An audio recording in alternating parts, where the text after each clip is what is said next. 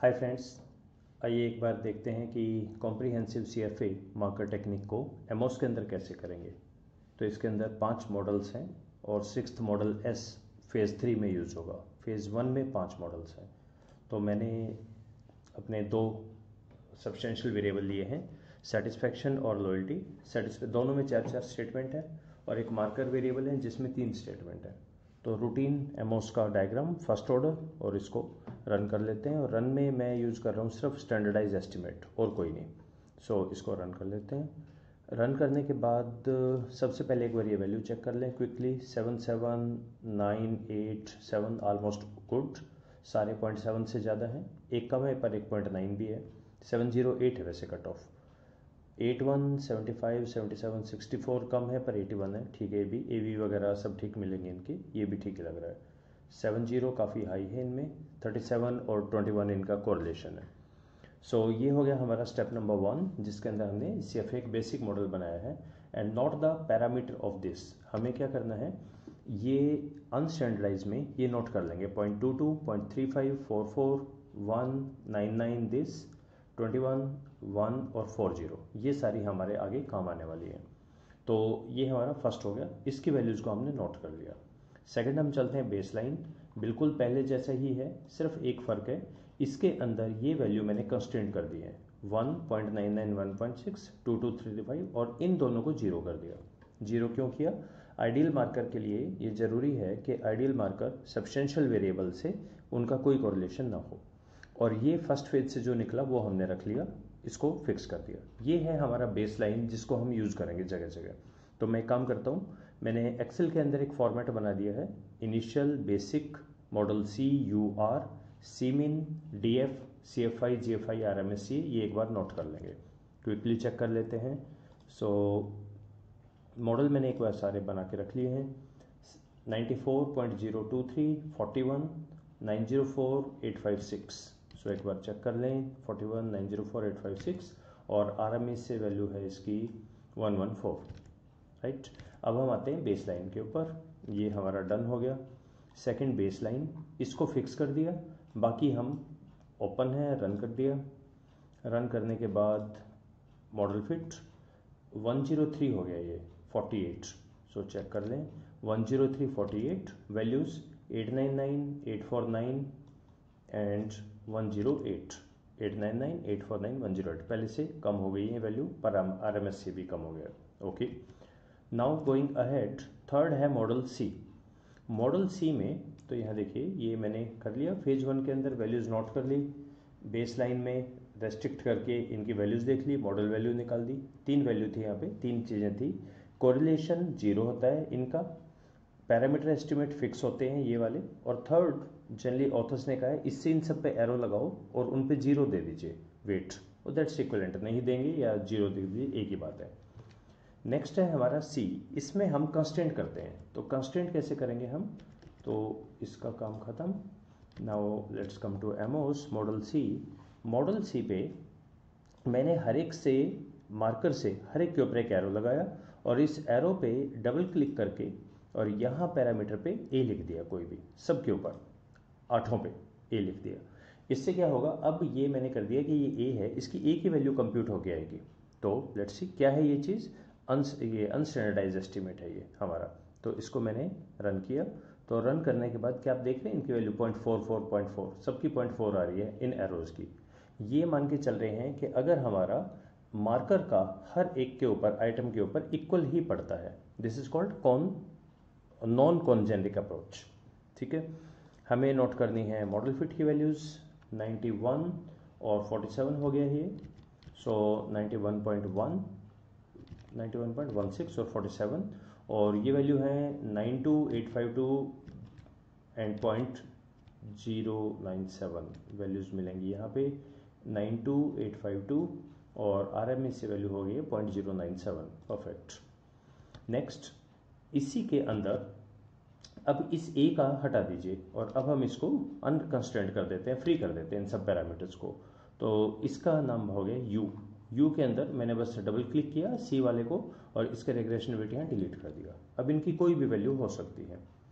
Okay, so let's run this also. पीछे का same ही चल रहा है, ये सेम है और दोनों के जीरो है, ये फिक्स है हमारे हर चीज़ में। ओके, तो अब इसको रन कर देते हैं। रन करने के बाद मॉडल फिट वैल्यू एक बार चेक करते हैं, 69.53 एंड 40। सो 69.53 40 और वैल्यूज़ ये लग रहा है इम्प्रूव हो गई है, 946885 और RMS वैल्यू है 0.086। आपको ये याद होगा, जितना सी मीन छोटा होता जाता है उतना मॉडल इम्प्रूव होता जाता है actually. Okay, finally model R में क्या करते हैं। अच्छा, इसमें अगर आप ये देखना चाहें यहाँ पे ये वैल्यूज़, तो इनकी अलग अलग वैल्यू है। स्टैंडर्डाइज अगर आप देखें, इनका सबका अलग अलग इफेक्ट है। पिछले में हमने रेस्ट्रिक्ट कर दिया था, यहाँ फ्री है। फाइनली आर के अंदर ये बिल्कुल बेसलाइन ही है, यह यू मॉडल ही है, ओनली यू वाला ही है बेसिकली। ओनली डिफरेंस इज इनका मैंने 0.4 कर दिया। ये कैसे पता 0.4 करना है, तो देखिए बेस लाइन में जब मैंने इसको रन किया था तो यहाँ पे अनस्टैंडर्डाइज कोवेरियंस 0.4 था ना, तो मैंने यहाँ पे आर में इसका अनस्टैंडर्डाइज में यहाँ पर 0.4 कर दिया, इसको रेस्ट्रिक्ट कर दिया है। और बाकी ये तो रेस्ट्रिक्ट कर ही रखे थे। ये क्या चेक करता है हमारा मॉडल आर चेक करता है कि मार्कर का इफेक्ट सिर्फ इनके ऊपर है या इसके ऊपर भी पड़ता है। यहाँ तो मैंने फिक्स कर दिया, प्रीवियस में ओपन हो रहा था ये, तो चेक कर लेते हैं रन करके। और मॉडल फिट में वैल्यू है 69.989 41 के साथ 91। अब आप एक हल्का से देख रहे हैं, 59 से 98 हो गया, बढ़ गया है एक्चुअली ये। ओके, और 41 हो गया है, 947884 एंड थर्ड वन इज 0.085, ये हो गया।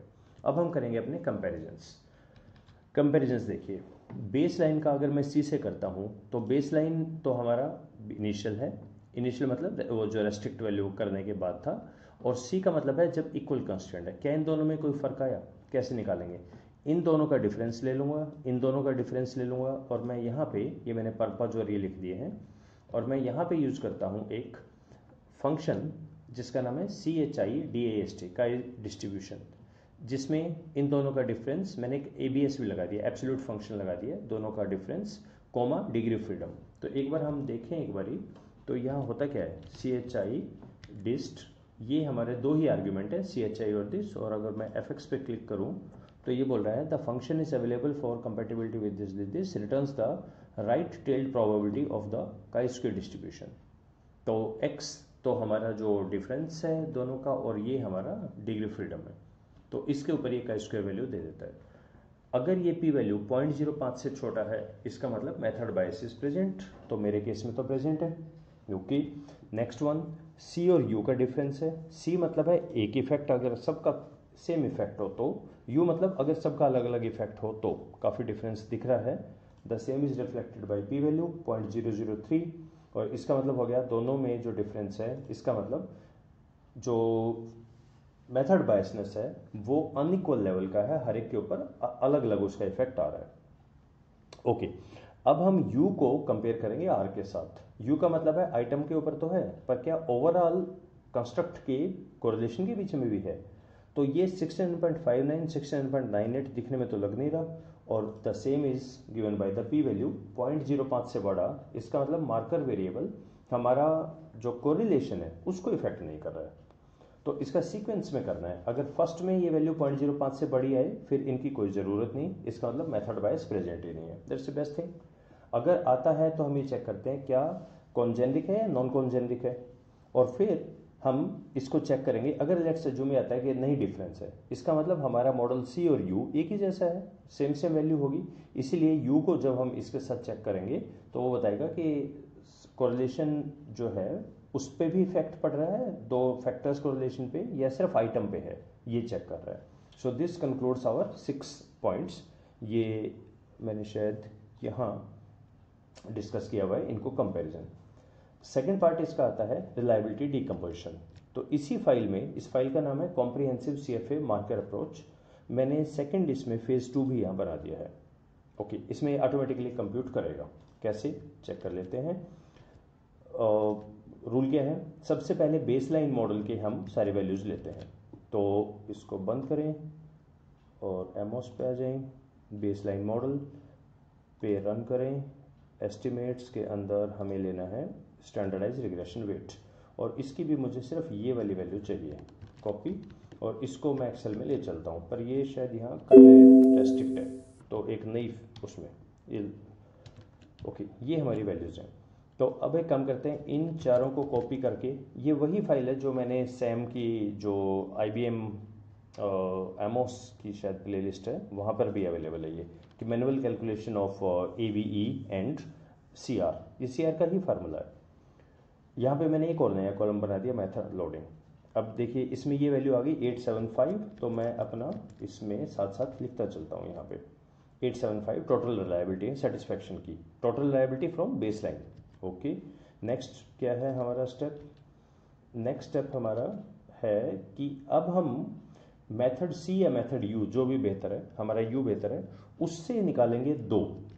ओके, इसको देख लेते हैं कैसे निकालेंगे। सो मेथड U, अच्छा पहले मैं एक बार दूसरा भी चेक कर लूँ, इसका लॉयल्टी का भी चेक कर लूँ एक बार। यहाँ से लॉयल्टी को कॉपी करके बस यहाँ पे 4 में पेस्ट करना है, 831 आ गया। अच्छा, इसका निकालते कैसे हैं वैसे देख लीजिए, मैंने शायद यहाँ फार्मूला तो दिया है। ये फार्मूला इसका सिर्फ इतना सा है, sum of factor loading, factor loading है इसका सम ले लिया 2.96, उसका स्क्वायर कर दिया 8.78, ठीक है, divided by the same value plus error variance. Error कैसे निकालते हैं? ये है बीटा, बीटा का स्क्वायर कर दिया, आर स्क्वायर हो गया, ये है 1 माइनस आर स्क्वायर, इन सब का सम कर दिया। मैंने 10 तक का बनाया है, मानते हुए कि अगर आपके पास 10 कंस्ट्रक्ट हो, अगर ज़्यादा हो तो इसमें यहाँ पे बीच में आप कुछ राइट क्लिक अच्छा ही करने नहीं देगा। अब मुझे लिख देना, मैं आपको एक दूसरी फाइल भेज दूंगा। So this value divided by this plus this, ये हमारा आ जाता है, ये वैल्यू चेक कर लें, रेस्ट्रिक्ट कर रखा है 8.78 डिवाइडेड बाई 8.78 प्लस 1.78, ये हमारी वैल्यू आ गई है। तो 831, तो मैं यहाँ पे नोट कर देता हूँ, वैल्यू 831 है लॉयल्टी की, ठीक है। नेक्स्ट हम चलते हैं, यहाँ पे लिखा हुआ है मॉडल U में जाइए। ओके, सो मॉडल U में चलते हैं और रन कर लेते हैं। रन तो हो गया, इसकी वैल्यू उठाइए, स्टैंडर्डाइज रिग्रेशन वेट की, किसकी? हमें वैल्यू चाहिए सेटिस्फैक्शन की, सेटिस्फैक्शन और मार्कर सेटिस्फैक्शन, इनका भी रिलेशन चाहिए, यानी मार्कर का अपने से, इसका नहीं चाहिए मुझे, कॉपी और नई फाइल में पेस्ट कर दें। अब इन चारों को जैसे सेटिस्फैक्शन का निकालना है, पहले तो सेटिस्फैक्शन की 4 यहाँ ले लीजिए, अब ऑलमोस्ट सेम है, और फिर मार्कर वेरिएबल का क्या रिलेशन है, यानी सेटिस्फैक्शन पे मार्कर का भी तो इफेक्ट आ रहा होगा ना। यानी देखिए मैं बेसिकली ये कह रहा हूँ, ये वाली तो 4 हमने ले ली, ये वाली 4 स्टैंडर्डाइज वैल्यू ले ली 7570 ये, और ये जो 4 हैं ये भी तो इफेक्ट है ना, इसको मैं ले रहा हूँ इन 4 एरो पे। तो मार्कर से जो सेटिस्फैक्शन पे जा रहे हैं वो वाले 4, तो मार्कर से सेटिस्फैक्शन पे 4 गए, कॉपी, और दूसरी के अंदर यहाँ मार्कर वाली में पेस्ट कर दीजिए। अब इसका फार्मूला एक बार फिर देख लीजिए, सम ऑफ फैक्टर लोडिंग, सब्सटेंशियल का इन सब का टोटल किया, उसका स्क्वायर कर दिया मैंने, ठीक है। फिर ये वो भी निकाल लिया एरर, और जो मेथड वेरिएंस है इसका हमने किया है, मेथड का सिर्फ स्क्वायर कर दिया इसमें, सम ऑफ मेथड, तो यानी इन सब का सम किया और उसका स्क्वायर कर दिया, ये स्क्वायर आ गया इसका। तो now this 9.76 divided by 9.76 plus 1.54 plus 0.38, ये वैल्यू हमारी आ जाएगी 0.819। तो 819 को हम अपने पास रिपोर्ट कर लेते हैं, 819। और इसी तरह से अगर मैं 0.62 डिवाइडेड बाई तीनों का, देखिए फंक्शन क्या है हमारा, फैक्टर लोडिंग मेथड वाला डिवाइडेड बाई सब्सटेंशियल का, मेथड का और एरर का, यानी दिस वैल्यू 0.6 डिवाइडेड बाई 9.76 0.62 नहीं 62 नहीं 38, एक मिनट चेक कर लूँ मैं, सम ऑफ मेथड लोडिंग का स्क्वायर है, यानी 0.38 डिवाइडेड बाई 9.76 प्लस 1.54 प्लस 0.38, ये आ जाएगी वैल्यू मेथड की 0.032, ये मैंने यहाँ पे नोट कर दिया 0.032। और मेथड का डिवाइडेड बाई टोटल, ये हमारा है कितना हमारे पास इफेक्ट है मार्कर वेरिएबल का रिलायबिलिटी में, कितने परसेंट, 3% है।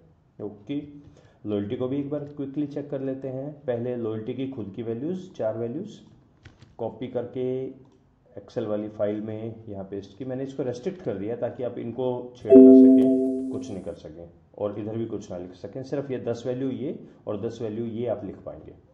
ओके, मेथड की, मार्कर की मेथड पे जो लॉयल्टी पे आ रहा है, कॉपी और यहाँ पे पेस्ट, ये वैल्यू आ गया 697 और 134 डिवाइडेड बाई 8 16%। देख रहे हैं आप, हमने मेथड यू के अंदर किया था कि कॉन्जेनिक है, यहाँ पे दोनों पे वेरिएबल्स जो हमारे कंस्ट्रक्ट थे सेम इफेक्ट नहीं था, अलग अलग था, और same is depicted here. Satisfaction पे 3% है और लॉयल्टी पे 16% हमारा इफेक्ट है, दोनों पे अलग अलग इफेक्ट है। ये आ गया हमारा, ये भी हम रिपोर्ट करेंगे रिलायबिलिटी के साथ। नाउ द ऑथर सेज कि इसका कोई ऐसा नहीं दे रखा कि कितना परसेंट होना चाहिए, कट ऑफ क्या है, क्योंकि ये तो अभी दिया है इन्होंने 2010 में, या तो आप इसके बाद के पेपर देख लीजिए उनमें, या फिर वो बोलते हैं कि जब कोरिलेशन मार्कर अप्रोच यूज करते थे तब क्या करते थे, हम ये देखते थे उन दोनों के बीच का आर कितना है या लोएस्ट आर कितना है, उसका स्क्वायर ले लेते थे। तो ऐसे भी कर सकते हैं, आपके बहुत सारे कंस्ट्रक्ट में जो सबसे छोटा आर है सभी कंस्ट्रक्ट्स के बीच में, उसका स्क्वायर, उसको आप मान लीजिए कि ये कट ऑफ लिमिट है, अगर उससे छोटा है तो ये गुड है। अब हम करेंगे थर्ड वाला, ये है हमारा सेंसिटिविटी एनालिसिस। ये मॉडल यू के ऊपर ऑपरेट करता है। तो अब हम क्या करेंगे, इसमें इसका काम ख़त्म और इस फाइल का भी काम ख़त्म। तो एमओस में वापस आइए, एमओस में मॉडल यू को रन करते हैं, मॉडल यू, ठीक है जी। इसमें अब मुझे चाहिए कि ये जो मैं वैल्यू निकालता हूँ ना, ये इसकी जो वैल्यू आ रही है, ये पॉइंट कितनी है वैल्यू, 0.1613, इसकी क्या लिमिट्स होंगी, लोअर लिमिट अपर लिमिट, ये निकालना है मुझे। ये कैसे निकालते हैं, इसके लिए हम यूज़ करते हैं बूटस्ट्रैपिंग।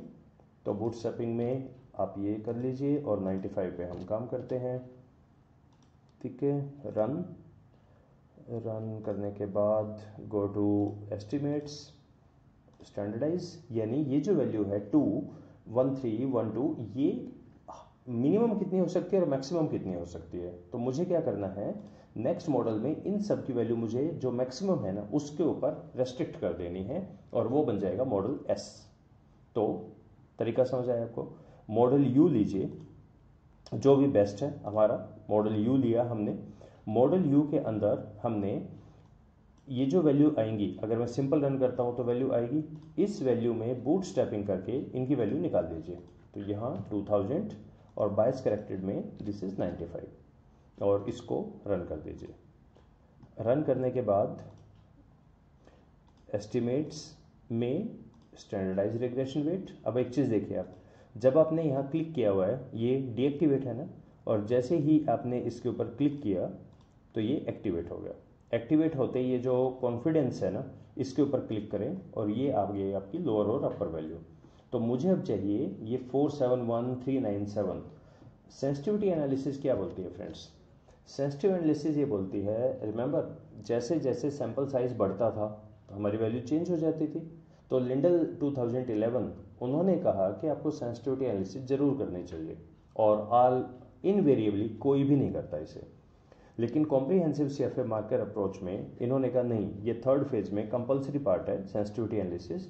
आप ये बताइए, अगर आपका आर बहुत हाई हो जाए तब किसका हार, अगर आपका जो मार्कर वेरिएबल है, अगर हम और सैंपल ले लें, ये कितना हो सकता है, हाईएस्ट कितना जा सकता है, और उसका इस पे इफेक्ट पड़ेगा कि नहीं पड़ेगा, ये मुझे चेक करना है।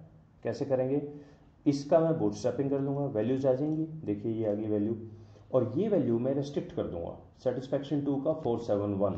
तो यहाँ मैंने बना दिया मॉडल एस, और मॉडल एस में मैंने इन सब की वैल्यूज को रेस्ट्रिक्ट कर दिया, सेटिस्फैक्शन 2 471, सेटिस्फैक्शन 3 37, ये सब की जो वैल्यू थी वो मैंने रेस्ट्रिक्ट कर दी है यहाँ पे।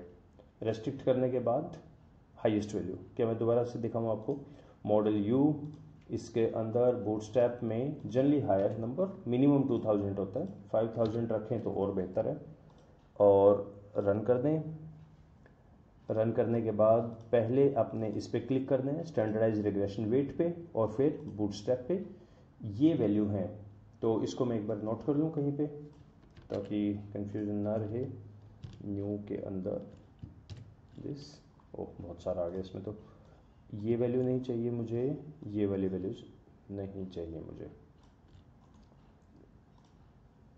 ये वाली वैल्यू भी नहीं चाहिए, मुझे वैल्यू चाहिए सिर्फ ये वाली। देखिए सेटिस्फैक्शन 2 का अब मैं अपना नया बना सकता हूँ मॉडल एस, या एक काम करें आप मॉडल यू पे आके इन्हीं पे डबल क्लिक करेंगे हर एक पे, और इसके पैरामीटर का रिग्रेशन वेट, अब ये कौन सी स्टेटमेंट है, स्टेटमेंट नंबर टेक्स्ट में देख लेते हैं कि आई थिंक ये 1 ही है, सेटिस्फैक्शन 1, तो सेटिस्फैक्शन 1 का है 419। इसी तरह सेटिस्फैक्शन 4 इसका है 372, सेटिस्फैक्शन 3 इसकी वैल्यू है 397। ये हमें लिखनी है यहाँ पे, वो मैंने लिख के एक नए में सेव कर दी, इसका नाम रख दिया मॉडल एस। ये सारी वैल्यू लिख दी मैंने यहाँ पे, रेस्ट्रिक्ट कर दिया, that's why S for sensitivity, C for constraint, U for unconstraint या unrestricted, R is restricted and S is sensitivity. और इसको फाइनली रन कर दें। रन करने के बाद इसका आर नोट कर लें। तो अब हमें क्या करना है, फाइनली मुझे यहाँ पे रिपोर्ट करना है। खैर मेरे पास देखिए सिर्फ एक ही है ना, आपके पास अगर बड़ा मॉडल है कई हो सकते हैं, हर एक रिपोर्ट करने हैं, तो एक एक क्विकली देखते हैं। इनिशियल में हमारा था 70, ठीक है, बेस लाइन में हमारा ये बन गया 70 ही, गुड, 7070। मॉडल सी में जब हमने रन कर दिया ये बन गया 68, मॉडल यू में रन हो गई ये बन गया 69, ठीक है, तो 6869। और मॉडल आर के अंदर ये रहा हमारा 0.4, ये तो कोवेरियंस है, स्टैंडर्डाइज एस्टिमेट आउटपुट 0.71। और मॉडल एस के अंदर जब हमने रन किया ये हमारा बन गया 69। तो इनका मुझे क्या करना चाहिए, सबकी बूटस्ट्रैपिंग करके सबकी मुझे ये भी लिख लेना चाहिए इनकी पी वैल्यू और लोअर है या हायर है, lower control limit, upper control limit, वो भी अगर आप रिपोर्ट करें। बेसिकली आपको ये रिपोर्ट करना है कि जब आप अलग अलग मॉडल पे गए आपका इफेक्ट पड़ा या नहीं पड़ा, किसका, सब कोरिलेशंस का, यानी इसका इसमें क्या इफेक्ट पड़ा, सब पे जितने भी आपके कंस्ट्रक्ट है ना उनके आपस में रिलेशन पे इफेक्ट पड़ा या नहीं पड़ा। ये है हमारा थर्ड सेंसिटिविटी एनालिसिस। तो 3 फेज हो गई और वाकई इसका नाम सही है, कॉम्प्रिहेंसिव, सब कुछ कवर हो गया। इफेक्ट पड़ता है या नहीं पड़ता, सेकंड पड़ता है सबका इकट्ठा है या अलग अलग है, थर्ड आइटम पे पड़ता है या कोरिलेशन पे पड़ता है, फोर्थ रिलायबिलिटी जो है उसमें कितना पड़ता है, क्या क्या इफेक्ट आया। तो मेरा कौन जेनरिक है, लॉयल्टी पे ज़्यादा है 16% रिलायबिलिटी में आया, सेटिस्फैक्शन पे काफ़ी कम आया, लेकिन उनके बावजूद भी इनके कोरिलेशन पे ज़्यादा फर्क नहीं आया, सिर्फ वेरिएशन पे ही आइटम वाइज रह गया है, और उसको भी मैंने न्यूट्रलाइज करके सब पे चेक कर लिया है। सो रिजल्ट्स मेरे रिप्रोड्यूसिबल हैं, काफ़ी अच्छे हैं, तो कॉमन मेथड बायसनेस का कोई भी इफेक्ट नहीं आएगा। Now this is one of the very comprehensive technique. Hope you are able to connect. ये फाइल आपको इस वीडियो के साथ ही मिल जाएगी। So let's stop here, thank you.